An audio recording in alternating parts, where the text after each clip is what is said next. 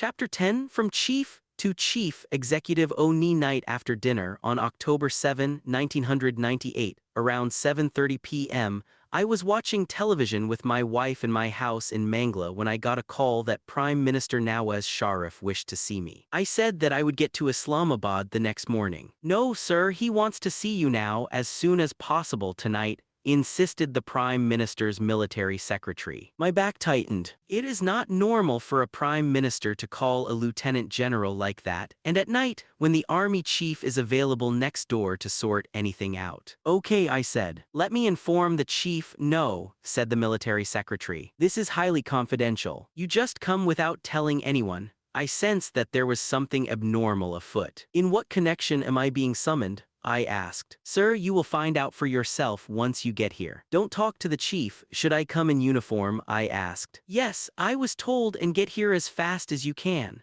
I got into my uniform, summoned a military police escort, strapped on my favorite Glock 17 pistol out of abundant caution, and started off for Islamabad, a good 90 minutes drive away. I had been told not to call anyone. I had no idea what was happening. Just as my car was entering Islamabad, I received a call from Brigadier Ijaz Shah, a friend who was the ISI's Inter Services Intelligence Detachment Commander in Lahore. "Congratulations," he said. "You are being made chief." 8182 in the line of fire. "What nonsense are you talking?" I said. "Karamat's term is not yet up. How can I become chief? The chief has resigned," said my friend. "It is all over the news."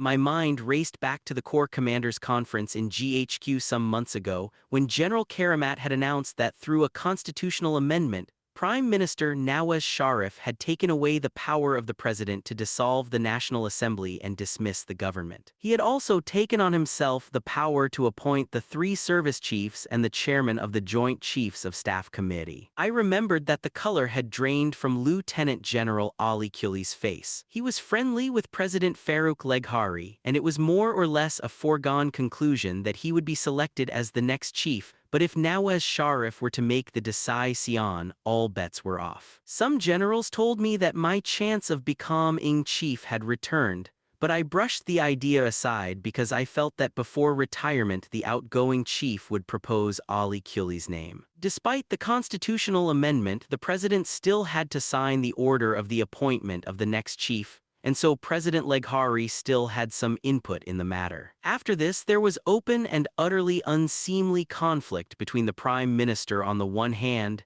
and the President and Chief Justice of the Supreme Court of Pakistan on the other. As had become the norm, both sides dragged in the army chief to arbitrate. President Farooq Leghari tried to get the Chief Justice to claim that the constitutional amendment was unconstitutional. If the Chief Justice had done this, the President would have dissolved the National Assembly and dismissed the government of the errant Prime Minister Sharif. The Prime Minister convinced certain judges to take his side, and they passed a resolution against their own Chief Justice. Then the Prime Minister got his party goons to storm the Supreme Court building while the court was in session. Their lordships had to hide in their chambers to avoid a thrashing, or worse. This was, to put it mildly, a very low point in Pakistani political history. General Jahangir Karamat called a conference of the Corps Commanders to discuss the situation, since both the President and the Prime Minister had asked him to enter the fray as arbiter. The ISI Con from Chief to Chief Executive 83 affirmed that the President and the Chief Justice were in collusion to throw out the National Assembly, and with it their real target, Prime Minister Nawaz Sharif. We considered our options. One was to send the Chief Justice a message asking him to behave himself and remain neutral, neutrality being an imperative in his job. Some felt that Nawaz Sharif was using his brute majority in the National Assembly to bend the Constitution to his will, and was really damaging the country. Best to let him be thrown out before it went too far. Ali Quli, for obvious reasons, said that in case the president lost the battle and was thrown out, so should Nawaz Sharif be. Both must go and we should impose martial law. But I argued that what the President and the Chief Justice were doing was very wrong, that Nawaz Sharif had been elected, and we must let his term take its course if democracy was to take root and mature. I was the strongest proponent of maintaining the Prime Minister in his position and keeping the National Assembly in place. If there had to be a human political sacrifice, I felt It should be the President and the Chief Justice. I remember that I gave a rather long analysis. The next day, General Karamat called a meeting of the principal staff officers. I was not there, but Ali Kuli was. I was later informed that Ali Kuli said a great deal, the import of which was that General Karamat should take over and impose martial law. After a few days, the army chief called another meeting in Army House, at which some corps commanders, including myself, were also present. Ali again repeated that the army should take over and send both the president and the prime minister packing. I had a small run-in with Ali then because this was not fair play. It was self-promotion. Once again, we considered sending a message to the Chief Justice to behave himself,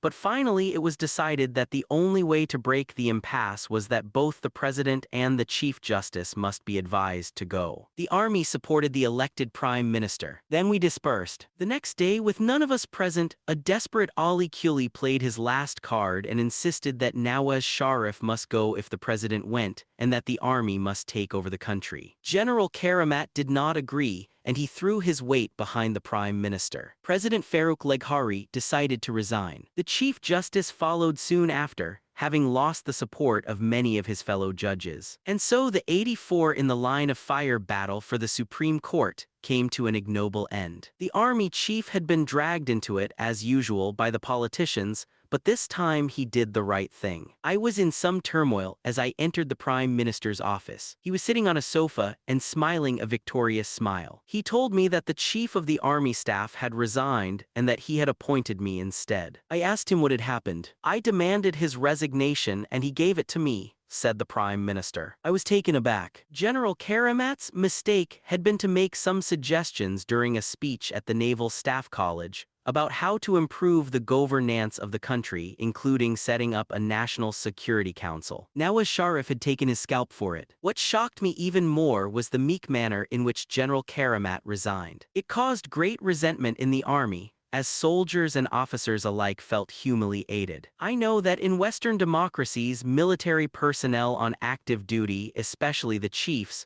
are not supposed to make political statements. But then, in Western democracies, neither do the heads of government and state perennially drag army chiefs into politics. In a country where such a practice is rampant, an army chief cannot be blamed for getting involved if he acts sensibly. I thank the Prime Minister for reposing confidence in me. While pinning on my badges of rank, he said, "One of the reasons why I have selected you is that you are the only lieutenant general who never approached me directly or indirectly for this job."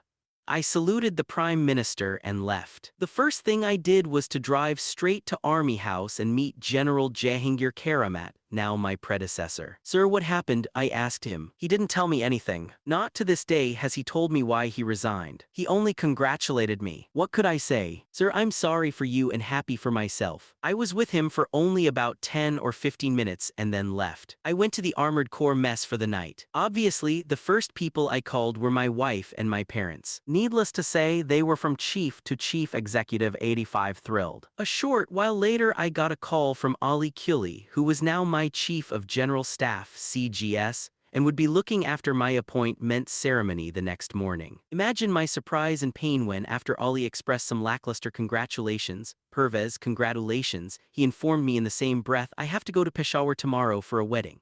I said, "Okay, go if you must." Then Ali added, "Maybe I won't come back." "Ali, it is entirely your choice," I replied, trying to hide the disappointment in my voice. "I want you to continue to come to the office, but if you don't want to, it's up to you."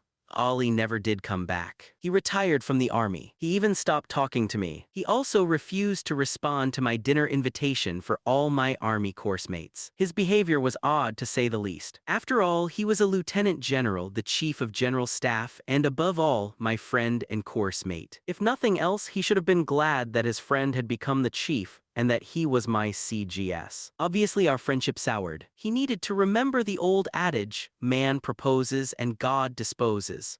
There was even greater resentment in the army than I had imagined over General Jahangir Karamat's forced resignation. An overbearing prime minister with a huge parliamentary majority, he had been busy gathering all powers in his office. Through constitutional amendments, he had silenced dissent, not only within his party but in parliament as well. His party goons had physically attacked the Supreme Court, and the whole sordid episode had been caught on film by the security cam eras. He had bribed and coerced judges. He had also tried to muzzle the press and had arrested and mistreated a number of journalists and editors. By reducing the president to a mere figurehead, he had removed the safety valve that could get rid of corrupt and inept governments without intervention by the army. With that safety valve gone, there was nothing to stand between a prime minister on the rampage and the army. Nawaz Sharif had axed the army chief simply for speaking up. One of the first things I did was to tell the army that our job was to assist the government in all possible ways,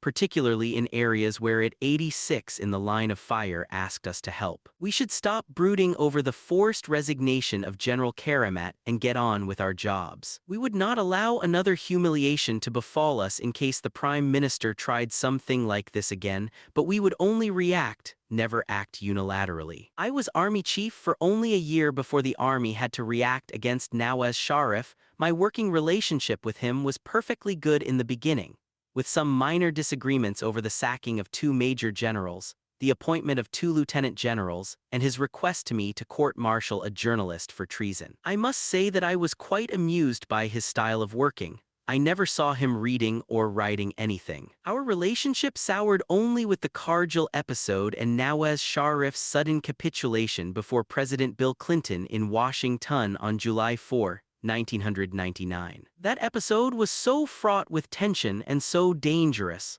the first clash of India and Pakistan since we both had detonated nuclear weapons, that it demands its own chapter in this account.